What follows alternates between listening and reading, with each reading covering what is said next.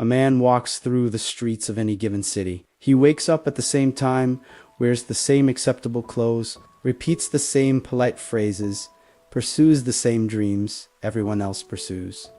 He smiles when he should smile. He is indignant when it is appropriate to be indignant. He lives ... but does he really live? Or is he merely performing a script written by others by centuries of morality, tradition, and fear disguised as virtue? Grab your whiskey so we can delve deeper into the subject, how to become Nietzsche's Superman. And since we're descending into this philosophical abyss together, subscribe to the channel, not out of obligation, ... but because you feel you need to understand this. Nietzsche once said, "Man is a rope stretched between the animal and the Superman, a rope over an abyss." So tell me, where are you on this rope? Are you still crawling like an animal? Or have you dared to look into the abyss? Imagine a camel crossing the desert, heavy, slow, obedient, carrying burdens that are not his water for others to drink, food for others to eat, weight for others to profit from.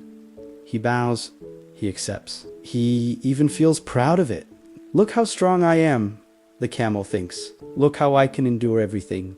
But Nietzsche looks at this camel and whispers, "You are not strong. You are a slave." And now the painful question. How many pounds of other people's morals do you carry on your back? In Thus Spoke Nietzsche describes the three metamorphoses of the spirit, the brutal journey of those who dared to transform themselves into superhumans. And the first metamorphosis, it's precisely this, the camel. The camel is you. It's everyone. It's the child who learns to say yes sir before even knowing why. It's the teenager who swallows rules because it's always been that way. It's the adult who works at something they hate because it's the right thing to do. The camel is the spirit that kneels and begs, "Give me more weight. Give me more responsibilities. Tell me what is good and I will obey." Does it sound noble? Maybe, but it's pathetic because the camel never questions. Who he put that weight on his shoulders? He never asks because he has to carry it. He simply ... obeys, and he's proud of it because he was taught that suffering for external values is a virtue. That blind sacrifice is dignity. But tell me ... what is the weight that todos it carry? Maybe it's your parents' approval. Maybe it's the social expectation of being successful. Maybe it's the moral obligation to always be kind, always productive, always ... acceptable. Maybe it's the Christian guilt that taught you that your desires are sins. Maybe it's the modern narrative that you need to make a difference while you can barely manage to make lunch. And the worst part is, you don't even realize you're carrying it because you're so used to the weight that you think it's part of you. It doesn't. Nietzsche is relentless. As long as you are a camel, you do not live, you merely carry the lives of others. Your values are not your own.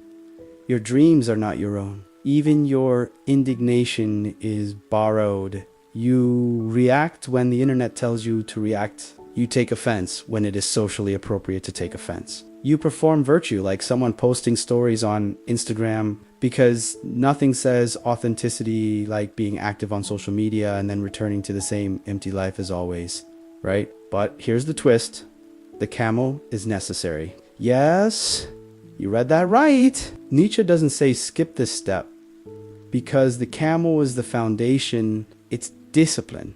It's the capacity to endure. You need to learn to carry weight before you learn to free yourself from it. You need to deeply understand the values that shaped you before you destroy them. Because destroying out of ignorance is just adolescent tantrums. Destroying out of conscience, that's revolution. And that's where the second metamorphosis comes in. The one most people fear. The one that demands ... blood. But before we get there, take a deep breath and look inside. Now, mentally list the values you've never questioned.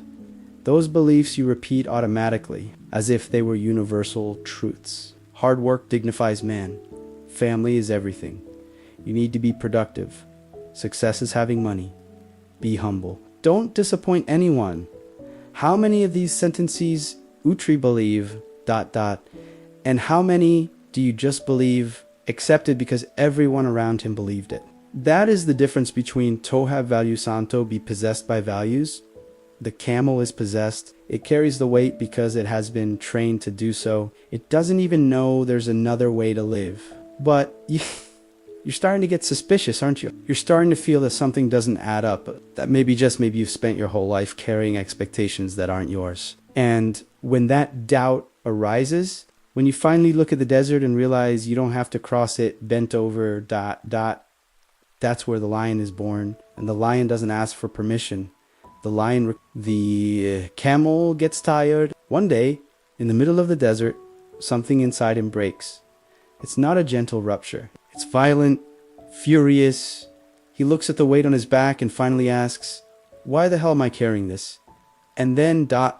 he transforms into a lion. The lion carries nothing. The lion Destrish looks at all those sacred values, those absolute truths. Those, it must be this way, and roars a single devastating word.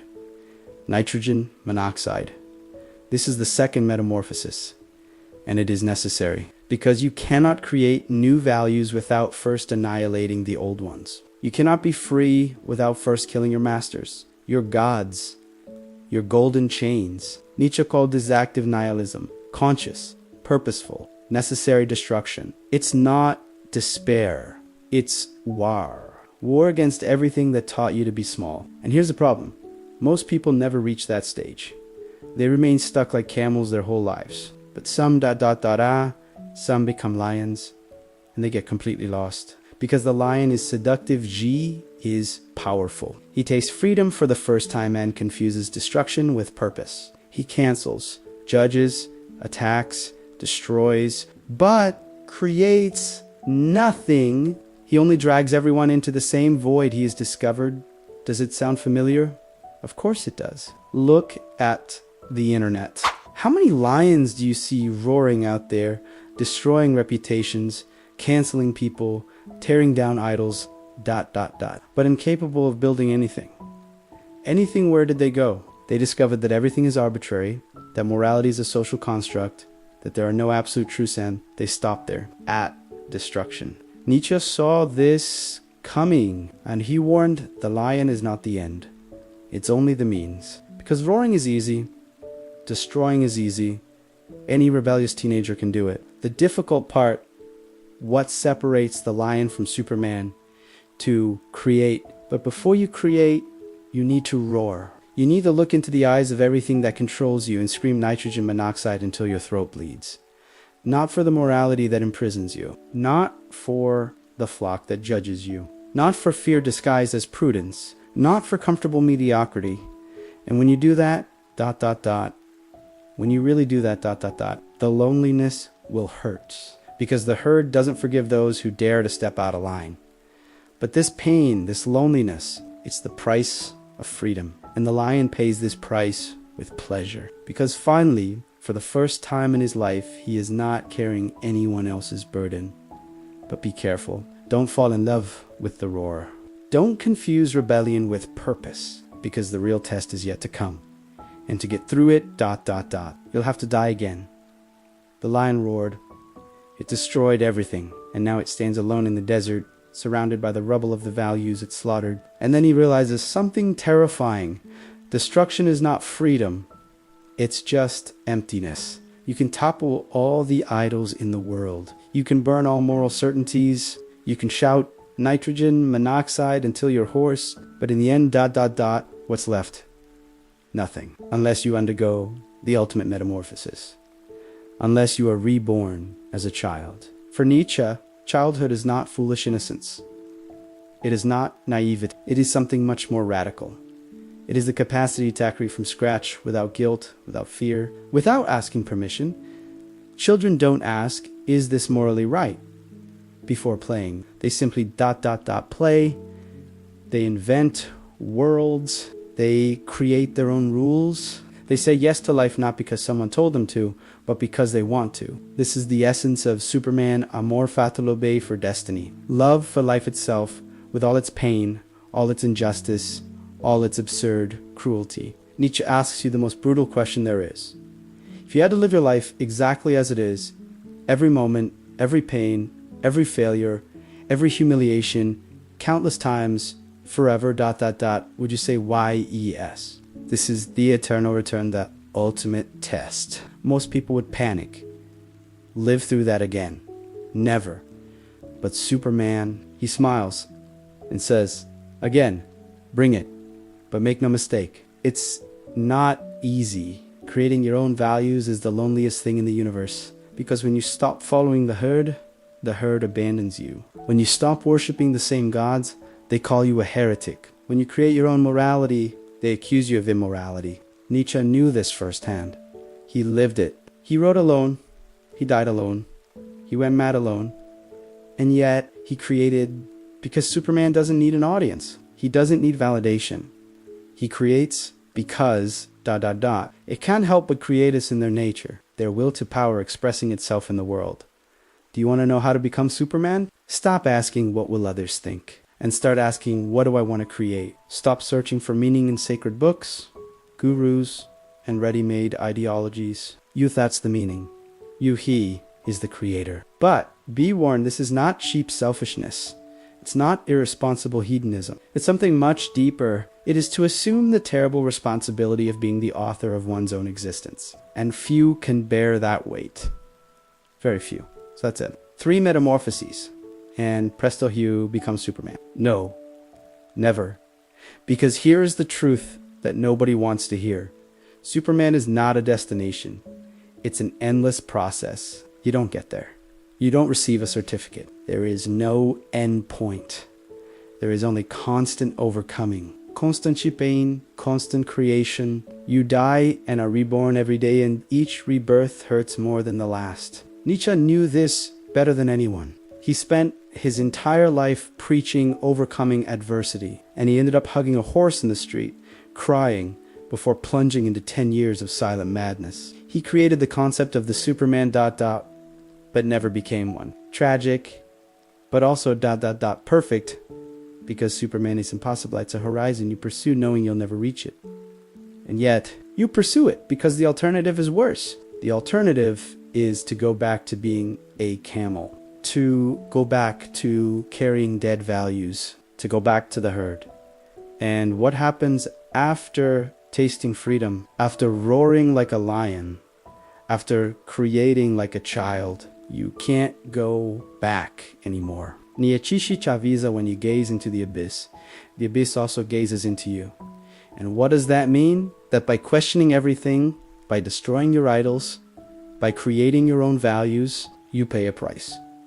Loneliness, misunderstanding, the constant feeling of being out of place, of not belonging, of always being a few steps ahead or on the margins of everyone else. You'll be called crazy, arrogant, dangerous, and maybe ... you really are. Because anyone who dares to create their own values is a threat to those who still depend on the values of others. You are a living reminder that they chose security over freedom, and they're going to hate you for it. So answer me now. After all this, do you still want to be Superman? Knowing that there is no destination, knowing that loneliness is the price, knowing that you might go mad in the process like Nietzsche went mad, because if the answer is no ... that's fine. Go back to the herd. Carry your weight. Be a camel. Most choose that and live ...